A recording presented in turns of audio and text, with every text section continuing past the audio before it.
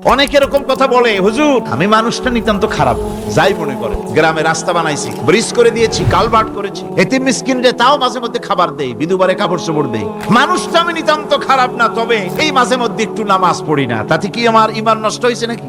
আমি বলি ভাই ঈমানই তো নাই, নষ্ট হবে কি? ঈমান থাকলে না নষ্ট হবে। সুতরাং একজন মুসলমান যদি নামাজ না পড়ে নিজেকে মুসলমান বলে দাবি করার কোনো হক তার না, দাবি করার অধিকার নেই। নামাজ হচ্ছে জিন্দেগি, নামাজটাই মূলত জিন্দেগি। নামাজটা কি? জিন্দেগি। আল্লাহ রাব্বুল আলামিন শেখাচ্ছেন, মুহাব্বতের সাথে সবাই পড়েন, কুল ইন্না সালাতি ওয়া নুসুকি ওয়া মাহইয়ায়া ওয়া মামাতি লিল্লাহি রাব্বিল আলামিন। বলো আমার নামাজ, আমার কুরবানি, আমার হায়াত, আমার মত সবকিছুই আল্লাহ রাব্বুল আলামিনের জন্য নিবেদিত। আমার বেঁচে থাকা, আমার মরে যাওয়া সব আল্লাহর জন্য।